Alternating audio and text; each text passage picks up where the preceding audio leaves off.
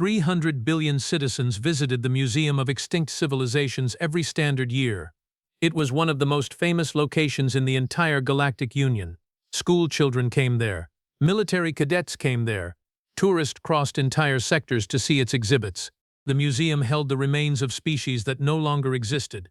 Some had destroyed themselves through war. Others had fallen to disease. A few had simply disappeared into the darkness between stars. Every exhibit told a story. Every display served as a warning. But one exhibit was different. One exhibit always made visitors laugh. At the center of Hall 7 stood a large glass chamber surrounded by bright holographic lights.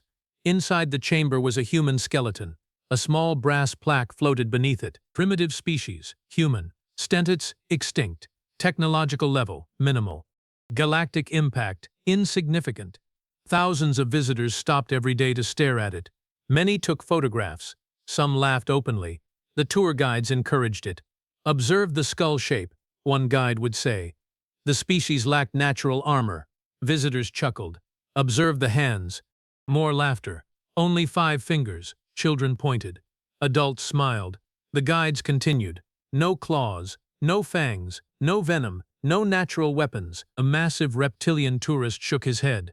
How did they survive at all? The crowd laughed. The guide smiled. "Excellent question."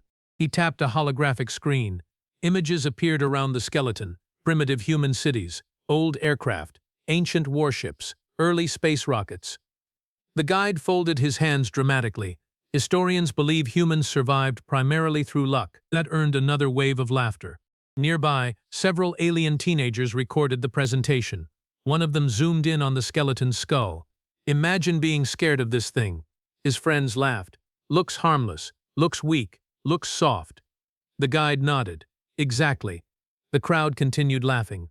Nobody noticed the woman standing quietly near the back. She had arrived nearly 20 minutes earlier. Dark hair, simple gray travel jacket, calm expression, no military insignia, no visible weapons. Nothing about her stood out.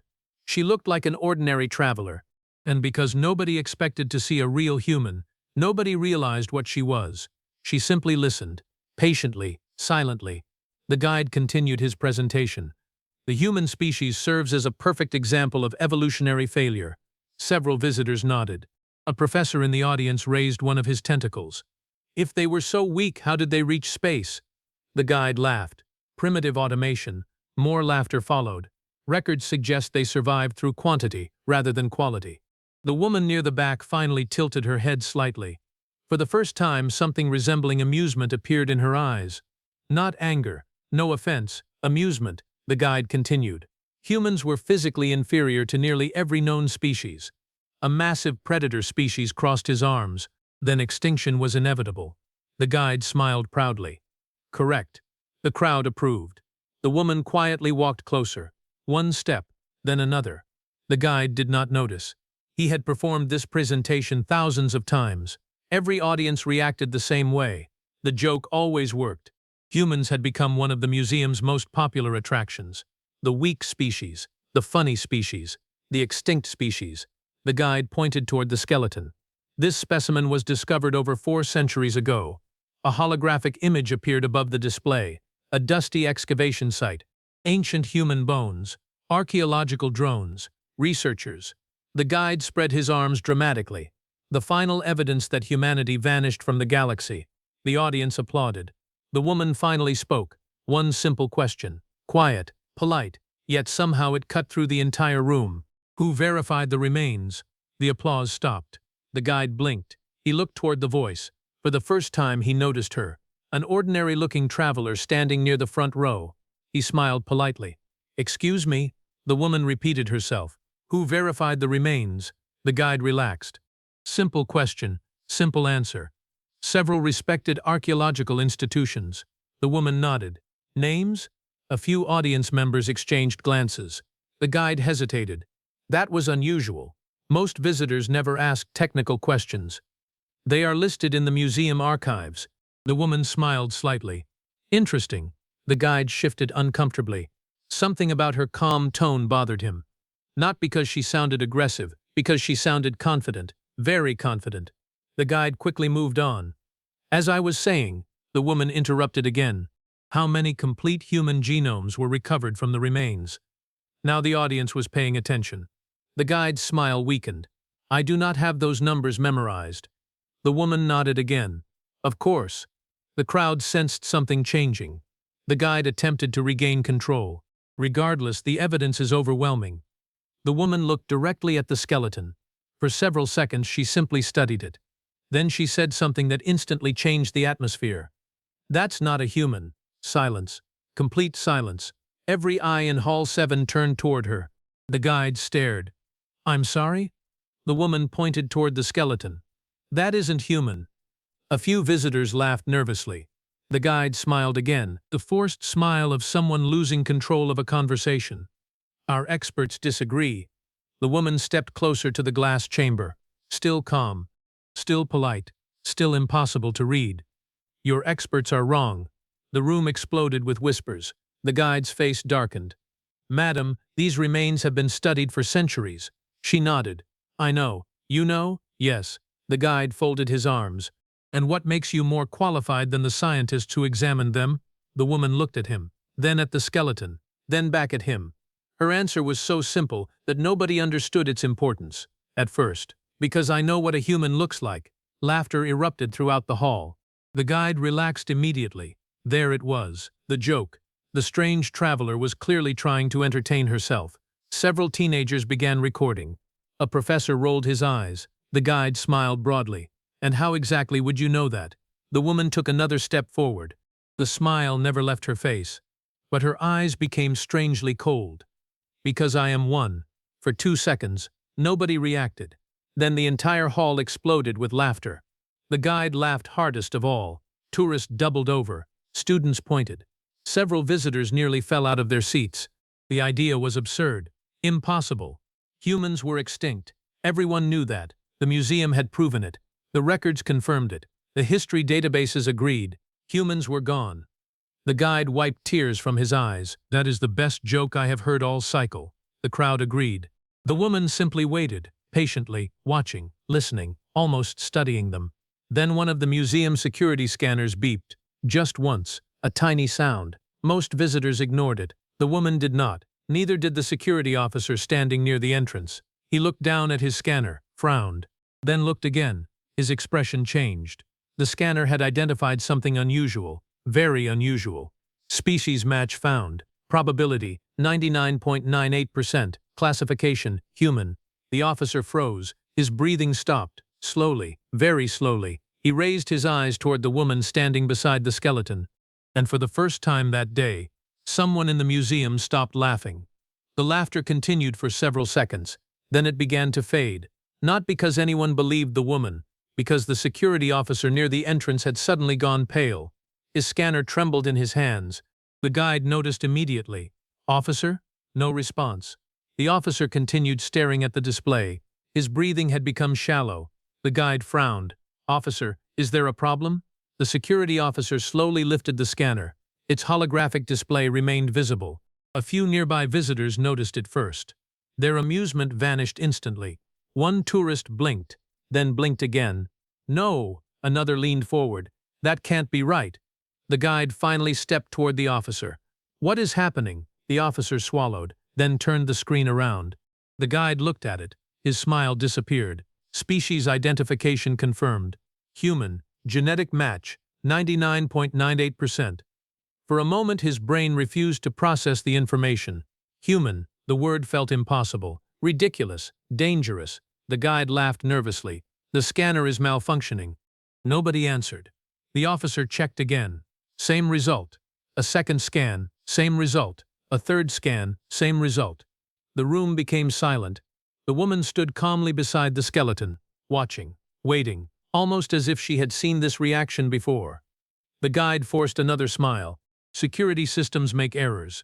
The woman nodded. Sometimes. His confidence returned slightly. Exactly.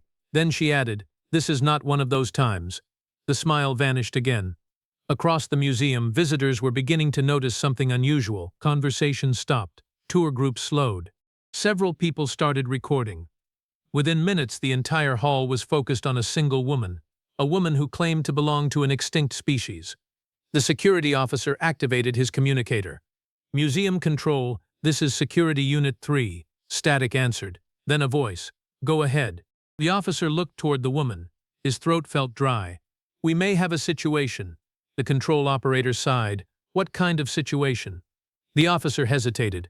How exactly was he supposed to explain this? Finally, he said, the human exhibit may be inaccurate. Silence. Then laughter from the other end. A lot of laughter. The officer didn't laugh. Neither did the woman.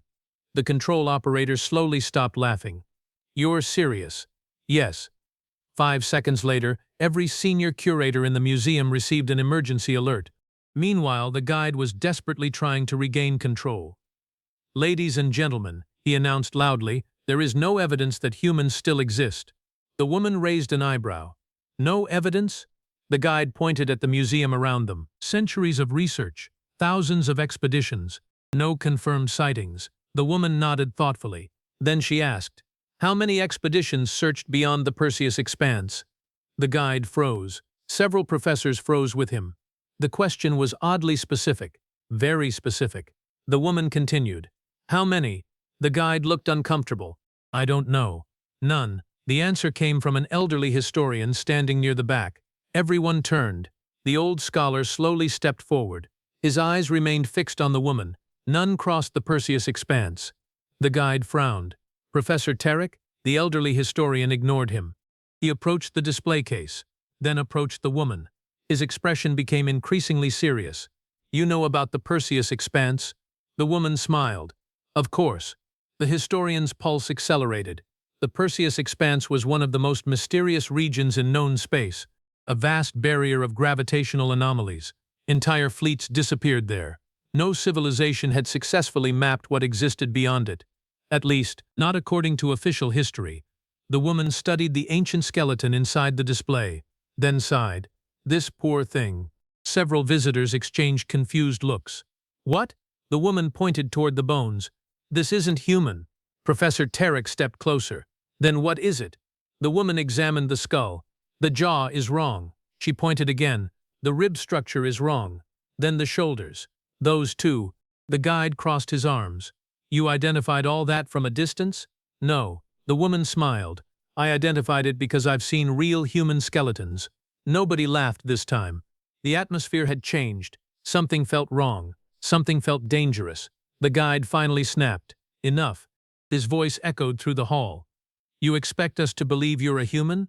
The woman shrugged. Not really. Then why are you here? The answer came immediately. Curiosity. The guide stared. Curiosity? She nodded. I heard there was a museum displaying fake human remains. A few visitors covered their mouths. Professor Tarek nearly laughed despite himself. The guide looked offended. Fake? The woman tilted her head. Would you like proof? The room became very quiet. The guide folded his arms. Yes, the woman looked toward the security officer. May I? The officer blinked. May you what? She pointed toward the scanner. Borrow that. A few moments later, the scanner rested in her hands. The device was designed to analyze biological structures. Nothing special, standard museum equipment. The woman adjusted several settings, then pointed it toward herself.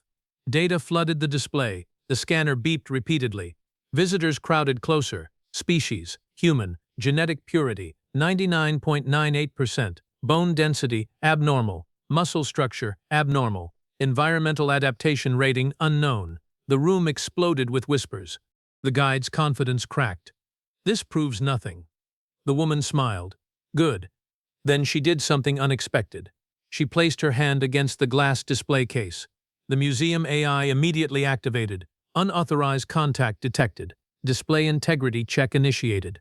Several lasers swept across the skeleton, then across the woman's body. The AI compared both scans. Millions of calculations occurred within seconds. Visitors watched in silence. The guide suddenly felt nervous. Very nervous. The comparison finished. A giant holographic message appeared above the exhibit. Biological niches detected. Specimen does not match human reference template. For 3 full seconds, nobody moved, nobody spoke, nobody breathed. Then the AI delivered the final blow. Current human reference confirmed. The holographic arrow slowly rotated and pointed directly at the woman. The entire museum froze. The guide stared at the display, then at the woman. then back at the display. His face lost all color. Professor Tarek looked ready to collapse. Visitors stood completely motionless. Somewhere in the crowd, a child whispered, "The human is real." The words spread through the hall, like fire, like a shockwave, like a bomb. The human is real, the human is real, the human is real. Within minutes, emergency alerts reached the highest levels of the Galactic Union. Because for 400 years, the galaxy had believed humanity was extinct. And now, a living human was standing inside the most famous museum in known space, looking directly at the exhibit and smiling. Then the woman spoke again, quietly, calmly, almost kindly. "If you think this is surprising," she glanced toward the stars visible beyond the museum dome, "wait until you find out where the rest of us are." For 7 full seconds, nobody moved. The giant holographic arrow remained suspended in the air, still pointing directly at the woman, still identifying her as human. The silence inside Hall 7 became almost unbearable. Then chaos exploded. Visitors began talking all at once. Questions came from every direction. Did it say human? Is that real? The scanner made a mistake. No, the museum AI confirmed it. How can humans still exist? Within moments, security alarms activated across the museum. Not because of a threat, because of the impossible. For 4 centuries, every history database in the Galactic Union had agreed on one fact: humanity was extinct. And now a living human had just shattered one of the galaxy's oldest assumptions. Red security lights flashed across the ceiling. Emergency shutters sealed several exits. Security teams rushed toward Hall 7. The guide stood frozen beside the display case. His mouth opened, then closed, then opened again. No words came out. The woman watched him calmly. "You look disappointed." The guide finally found his voice. "You," he pointed at her. "You cannot be human." The woman smiled. "Interesting." "What? You have a human standing in front of you." She pointed toward the scanner. "You have a museum AI confirming it."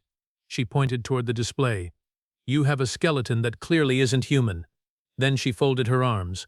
"And your conclusion is still that I can't be human." Several visitors tried not to laugh. Professor Tarek actually did laugh. A short, nervous laugh escaped before he could stop it. The guide shot him an angry look. The old historian shrugged. "She's not wrong." That made the guide even angrier. Before he could respond, 12 heavily armored security officers entered the hall. Energy rifles, protective shields, military-grade armor. The visitors quickly moved aside. Their commander stepped forward, a tall, gray-skinned officer with scars running across his neck. He looked first at the skeleton, then at the woman, then at the giant holographic display above them. His expression became increasingly confused. Finally, he asked, "Who is the human?" The woman raised one hand. The commander blinked, then looked around, then looked back at her. "You?" That is usually how introductions work. Several tourists laughed. The commander did not. He activated his wrist communicator. "Museum control." A nervous voice answered. "Commander? Please explain why I am standing in front of a confirmed human." The voice hesitated, then replied, "We were hoping you could explain that." The commander closed his eyes briefly. This was becoming a very bad day. Across the museum, news of the discovery spread faster than wildfire. Visitors uploaded recordings. Students sent messages. Tour guides abandoned their presentations. Within 20 minutes, the entire station knew about the human. Within 30 minutes, half the sector knew. Within 40 minutes, the first media ships arrived. The woman watched the growing chaos with mild amusement. Professor Tarek noticed. "You expected this." She glanced at him. "A little." The historian studied her carefully. For decades, he had dedicated his life to extinct civilizations. He had written books about humanity, given lectures about humanity, built entire theories around humanity, and now every one of those theories was collapsing in real time. Strangely, he wasn't upset. He was excited. "May I ask your name?" The woman looked at him. For the first time, her expression softened slightly. "Maya. Maya what?" "Maya Vale." Professor Tarek repeated it quietly. "Maya Vale." The name sounded oddly important, not because he recognized it, because he felt he should. Meanwhile, high above the museum, emergency government channels activated. Galactic officials were already demanding answers. Scientists were demanding access. Military intelligence wanted reports. Historians were having collective nervous breakdowns. Nobody knew what to do, because nobody had prepared for this situation. There were procedures for pirate attacks, procedures for biological contamination, procedures for diplomatic incidents. There was even a procedure for escaped predators. There was no procedure for extinct species suddenly walking into museums. Back inside Hall 7, Commander Reth approached Maya carefully. "Miss Vale?" "Yes. We would like to escort you to a secure interview room." "Why?" The commander hesitated. How exactly was he supposed to answer that? Because you're impossible? Because historians are panicking? Because half the government is losing its mind? Instead, he chose diplomacy. Because a lot of important people have questions. Maya nodded thoughtfully. "Fair." Then she looked toward the giant glass display containing the fake human skeleton. "Can I ask a question first?" The commander frowned. "What question?" Maya pointed toward the exhibit. "Who built this display?" The guide immediately spoke. "The museum did." "No." Maya shook her head. "I mean originally." Nobody answered. She expected that. Then she asked something far more dangerous.